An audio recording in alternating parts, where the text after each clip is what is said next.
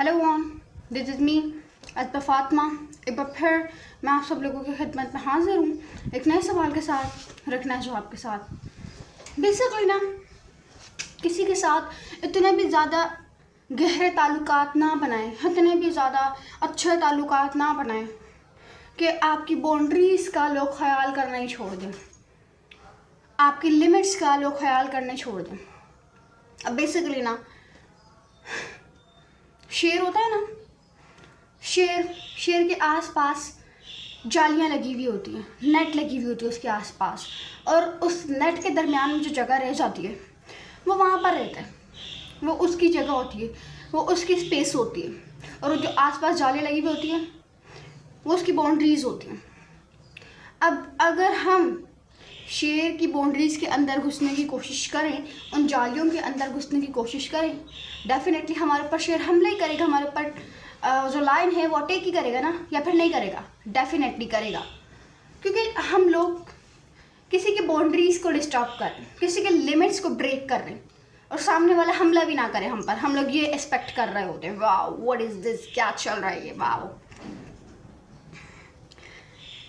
हर इंसान की ना कुछ लिमिट्स होती हैं, वो लिमिट्स उनके ज़रिए से सेट की गई होती हैं। कुछ ऐसी लिमिट होती है, अगर कोई उनको ब्रेक करे या उनको क्रॉस करने की कोशिश करे लिमिट्स को, तो जो सामने वाला शख्स बैठा हुआ होता है वो आग बबूला हो जाता है बिल्कुल। क्योंकि जब आपकी लिमिट क्रॉस की जा रही है, मीन आपने एक अपना कंफर्ट जोन बनाया हुआ, आपने अपना एक पर्सनल स्पेस बनाई हुई है, जब उसके अंदर इंटर किया जा रहा है और आप ये एक्सपेक्ट करें कि सामने वाला आपको कुछ कहे भी ना, सामने वाला आपका वेलकम करे, बल्कि आपकी हॉस्पिटैलिटी करे, आप ये चाह रहे हैं, लाइक वाई व्हाट। एक बात मैं आप लोगों को हमेशा कहती हूँ ना, कि जब कोई बात समझ में ना आए तो उस बात को ज़रा अपने ऊपर रख कर सोचें, 2 मिनट में आपको समझ आ जाएगी, बल्कि 2 मिनट भी ज़्यादा बोल दी मैंने, उससे पहले आपको समझ आ जाएगी। इमेजिन आपकी बाउंड्रीज़ हैं, आपने अपनी कुछ लिमिट्स बनाई हुई, आपने कुछ अपनी बाउंड्रीज बनाई हुई है, आपने एक अपना कंफर्ट एरा बिल्ड किया हुआ है, आपने एक अपनी पर्सनल स्पेस बिल्ड की हुई है, और वहाँ पर आपकी लिमिट्स को कोई तोड़ने की कोशिश करे, और कोशिश करने के बाद अंदर आने की कोशिश करे, मीन्स आपके एरा में क्या होगा? आप क्या उनका वेलकम करेंगे? Definitely no. तो फिर आप किसी और से कैसे एक्सपेक्ट कर सकते कि हम किसी की जो लिमिट्स है उनको ब्रेक करें और वो हमारा वेलकम करें? जब आप क्यों एक्सपेक्ट कर रहे हैं फिर आप उनसे?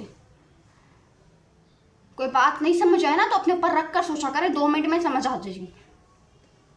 हर इंसान की जो जैसे आई वुड से लिमिट होती है, जो उनके जरिए से वो लिमिट बना दी गई होती है।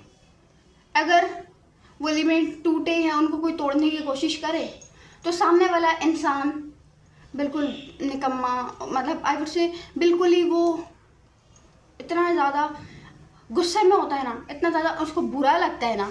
लेकिन एक आप हैं, आप अगर कोई आपने अपनी पहली चीज़ सुनिए कि आपने अपनी लिमिट्स बनाई भी नहीं है, आपने अपनी लिमिट्स क्रिएट ही नहीं की हुई, इसी वजह से आप लोगों को जा के प्लीज़ कर रहे होते, वैलिडेशन सीख कर रहे होते हैं लोगों के साथ। दैट इज़ द रीज़न कि आपने अपनी लिमिट्स नहीं बनाई हुई ना, आपकी कुछ लिमिट्स नहीं है, आपका एक लिमिट नहीं है, आपकी एक लिमिट लाइन है, आपकी एक क्रॉसिंग लाइन है। दैट इज़ वाई आप पीपल प्लीजिंग करते रहते हैं, जाके वैलिडेशन सीख करते रहते हैं, आप लोगों से पूछते रहते हैं मैं कैसा लग रहा हूँ, या मैं कैसे लग रही हूँ, मेरे कपड़े ठीक लग रहे हैं, क्या मैंने सही प्रेजेंटेशन परफॉर्म की, या जो भी है। सजेशन मांगने में और वैलिडेशन सीख करने में फ़र्क होता है। पहले भी इसके ऊपर एक वीडियो बना चुकी, जिसने वो वीडियो नहीं देखी वो वीडियो जाकर देख ले, ताकि आपको पता चले कि आप सजेशन मांग रहे हैं या फिर आप वैलिडेशन सीख कर रहे हैं। अक्सर वैलिडेशन के आगे सजेशन का टाइटल लगाकर अपने आप को झूठी तसल्लियाँ दे रहे होते हैं हम लोग। अपनी ना आपकी भी कुछ सेल्फ रिस्पेक्ट होती है, और सेल्फ रिस्पेक्ट बहुत बड़ी चीज़ है। ये जो सारी चीज़ें ना, इन सब से बढ़कर जो ज़रूरी है वो है सेल्फ रिस्पेक्ट। अपनी सेल्फ रिस्पेक्ट को इतना ज़्यादा ना रथोलें, इतना ज़्यादा लोगों के हाथों में ना दे दें कि वो नज़र ही ना आने लगे आपकी सेल्फ रिस्पेक्ट। लिमिट्स बनाएं अपनी, ऐसी लिमिट्स जो कि वाकई आपने बनाई हो, ना कि लोगों ने आपके लिए बनाई हो। लिमिट्स बनाएं, अपनी बाउंड्रीज बिल्ड करें अपने आसपास, जैसे और लोगों ने की भी है, जैसे और लोगों ने से अपनी लिमिट्स को बिल्ड किया हुआ, और ना कि सिर्फ बिल्ड किया हुआ, वो उसको मेंटेन भी करके रख रहे हैं। ऐसा नहीं कि बिल्ड करके भूल गया, छोड़ दी, नहीं, उसको मेंटेन भी करके रख रहे हैं। लिमिट्स बनाना ज़रूरी है और उसके साथ साथ उसको मेंटेन करके रखना इट इज़ मैंडेटरी। ये और भी ज़्यादा ज़रूरी है, ये और भी ज़्यादा ज़रूरी है सब चीज़ों को समझना। हर इंसान की एक बाउंड्रीज होती है, लेकिन आपने नहीं बनाई हुई अभी तक अपनी। तभी तो आपको नहीं पता कि मेरे को क्या करना चाहिए, मेरे को क्या नहीं करना चाहिए, मैं कहाँ जा रहा हूँ या मैं कहाँ जा रही हूँ। That is the reason. Creative constants के बारे में सुना आपने कभी?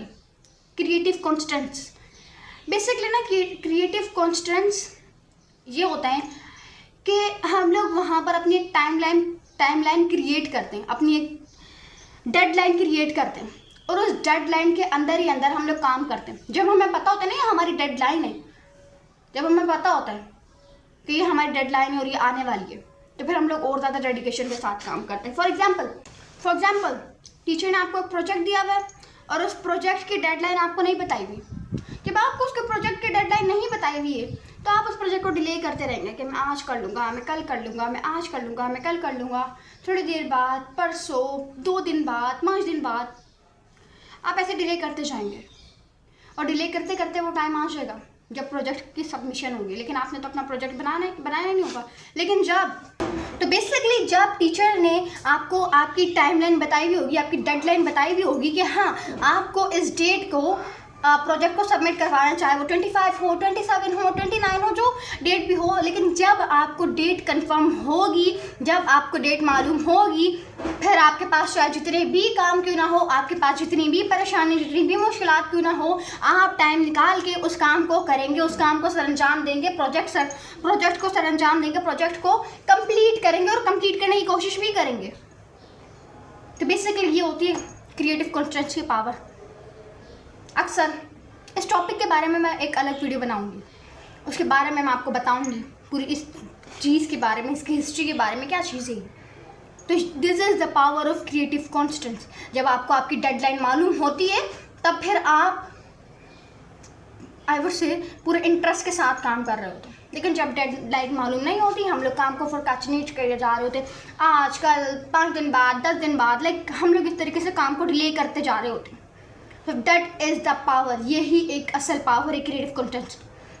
अपने ना कुछ ऐसे लिमिट्स बना लें, अपनी कुछ ऐसी बाउंड्रीज बना लें, अगर कोई उनको तोड़े, आपकी लिमिट्स को या क्रॉस करे या क्रॉस करने की कोशिश करे, शटर देम।